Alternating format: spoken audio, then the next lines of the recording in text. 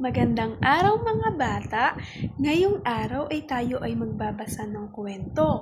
Ngunit bago iyan, mayroon munang ilang mga katanungan si teacher sa inyo. Handa na ba kayo? Mahuhusay! Unang tanong, sino sa inyo ang binibilinan ng kanyang magulang? Itaas ang kamay. Ano ang madalas na sabihin ng mga magulang sa atin bago sila umalis ng bahay? Bakit kaya kayo binibilinan ng inyong mga magulang? Mahuhusay mga bata! Ngayon naman ay may iiwan na isang katanungan si teacher na sasagutin natin pagkatapos ng kwento. Naiintindihan ba mga bata? Mahuhusay! Ang tanong ni teacher ay ano-ano ang mga bilin ni Tatay Bok kay Pai. Ngayon, bago tayo magsimula sa ating kwento, may ilang paalala sa inyo si teacher. Tayo ngayon ay kakanta. Maaari niyo bang sabayan si teacher? Mahusay! Oras na ng kwentuhan, kwentuhan, kwentuhan. Tayo na ay maupo, maupo, maupo. Oras na ng kwentuhan, kwentuhan, kwentuhan. Halina't makinig sa ating kwento. Mahuhusay! Bago tayo tumungo sa ating babasahing kwento, ay magbubukas muna tayo ng kahulugan ng mga mahihirap na salita na magagamit sa ating kwento. Ang unang salita ay medicine kit or first aid kit. Ito ang mga materyales o kasangkapan para sa pagbibigay ng emergency na paggamit sa isang may sakit o nasugatan na tao. Pangalawa, ang salitang silam. Ang silam ay tumutukoy sa matalim o mahapding pakiramdam sa mata na dulot ng mga irritants tulad ng sabon, shampoo o asido o iba pang kemikal. Ito ay katulad ng salitang silam. Halimbawa na lamang nito ay nararamdaman ko ang silam na pumasok sa aking mga mata. Naintindihan ba yun mga bata? Mahuhusay! Ngayon tayo ay magbabasa ng kwento tungkol kay Tatay Bok na may mga bilin sa kanyang anak na si Pai. Ang pamagat ng ating kwento ay ang mga bilin ni Tatay Bok kay Pai na isinulat ni Jewel Alcabrica at isinulat ni Sheila May A. Ortiz at ang aklat na ito ay inilathala sa Calabarzon's Storybook noong taong 1987. Ang mga bilin ni Tatay Bok kay Pai. Sa tahanan naming mga buko, Pai, sinasabi ni Tatay Bok sa akin, "Paul, mag-ingat ka palagi. Marami siyang bilin saan mang sulok ng bahay." Bilin ni Tatay Bok pagkatapos maglampaso sa salas. "Paul, dahan-dahan sa paglalakad sa sahig. Baka madulas ka." Ano ang bilin ni Tatay Bok kay Pai pagkatapos maglampaso sa salas? At bakit niya ito binilin kay Pai? Mahuhusay! Dahan-dahan sa paglalakad sa salas at baka siya ay madulas. Bilin ni Tatay Bok habang nagsisindi ng kandila sa harap ng altar, "Paul, mag-ingat sa posporo. Baka mapaso ka." Ano ang bilin ni Tatay Bok kay Pai habang nagsisindi ng kandila sa harap ng altar? At bakit niya ito binilin kay Pai? Mahusay! Mag-ingat sa posporo at baka siya ay mapaso. Bilin ni Tatay Bok habang nananahi siya, "Paul, mag-ingat ka sa karayom. Matulis ito. Baka matusok ka." Bilin ni Tatay po habang nagbabalat ng sibuyas sa kusina. Paul, mag-ingat ka sa paghawak ng kutsilyo. Huwag mong paglalaruan nito, baka masugatan ka.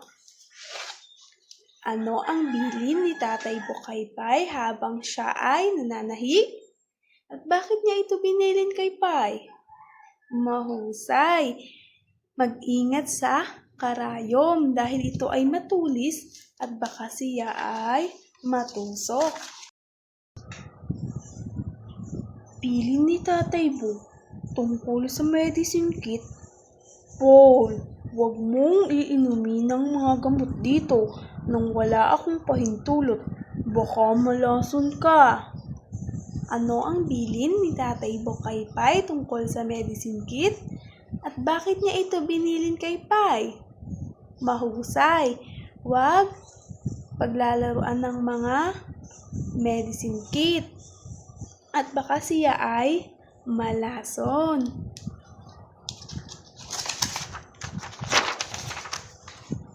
Bilin ni Tatay Bo habang ipinapakita niya sa akin ang asido na panlinis ng banyo. Paul, iwasang paglaruan ng mga ito at baka masilam ka. Ano ang bilin ni Tatay Bukaypay tungkol sa pinakita niyang mga asido ng panlinis ng banyo? At bakit niya ito binilin kay Pai? Mahuhusay. Iwasang paglaruan ng mga asido at baka masilam siya.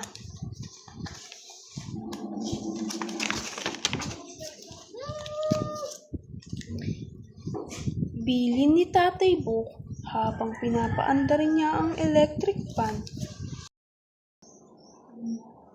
Isang araw, sa aming kusina, niyaya akong maglaro ni Cherry ng luto-lutuan. Sino ang nag-aya kay Pai na maglaro? Mahusay, si Cherry. Pai, heto ang kutsilyo. Hatiin mo yung dahon. Sabi ni Cherry habang iniaabot sa akin ang kutsilyo mula sa aming lagayan. Ano ang iniabot ni Cherry kay Pai? Tama, ang kutsilyo.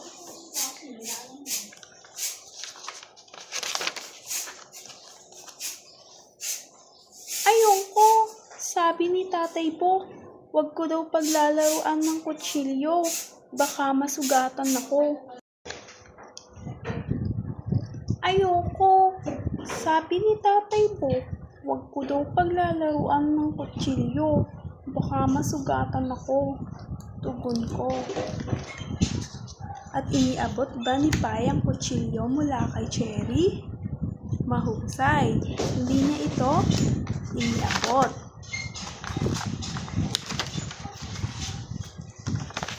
Sige, ako na lang. Pagpupumilit ni Cherry.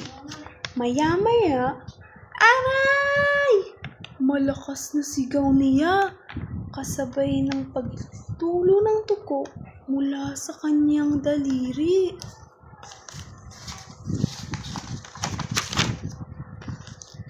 Sino ang nasugatan? Tama, si Cherry. Bakit Sino ang sumigaw ng malakas? Si Cherry.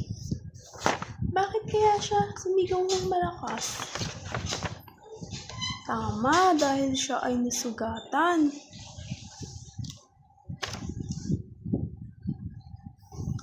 Naku, Cherry, nasugatan ka. Sino ang nagsabi kay Cherry na siya ay nasugatan? Mahusay, si Pai.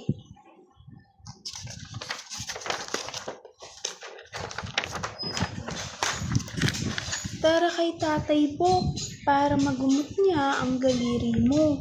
Wika ko. Ano ang ginawa ni Pai kay Cherry matapos ito masugatan? Bakit ito ang kanyang ginawa? Mahusay, pinunta si Cherry kay Tatay Bok upang magamot ang kanyang sugat. Habang ginagamot ni Tatay Bok ang daliri ni Cherry, naghanda ako ng isang basong tubig para kay Cherry. Ano ang hininda ni Pai kay Cherry? Mahusay, isang basong tubig. At ikinuha ko siya ng biskwit. Maingat kong binuksan ang biskwit gamit ang isang gunting. Ano pa ang kinuha ni Pai para kay Cherry? Tama, ang biskwit. Paano niya binuksan ang biskwit? Tama, maingat niya itong binuksan. Dito na nagtatapos ang ating kwento ngayong araw. Ngayon, upang malaman kung lubos niyo naiintindihan ang ating kwento, mayroong mga katanungan si teacher. Ano-ano ang mga binanggit sa kwento ng mga bilin ni Tatay Bok kay Pai? Tama, dahan-dahan sa paglalakad sa sahig, mag-ingat sa posporo, mag-ingat sa karayom, mag-ingat sa paghawak ng kutsilyo, at iwasan ang mga asido. Mahuhusay. Pangalawa, ano sa tingin ninyo ang mangyayari kapag hindi sinunod ni Pai ang bilin ng kanyang tatay po? Mahusay, maaari siyang mapahamak. Kapag may bilin sa inyo ang inyong mga magulang, sinusunod niyo ba? Tama mga bata. Ano ang natutunan natin sa kwento ni Pai? Mahusay, sundin ang mga bilin ng magulang. Mahuhusay mga bata, mukhang lubos ninyo nang naiintindihan ang ating kwento ngayong araw. Ngayon naman ay magkakaroon tayo ng aktibidad. Gusto nyo ba yon? Ang pinamagatang tama o mali. May mga iba't ibang larawan na ipapakita si teacher sa inyo.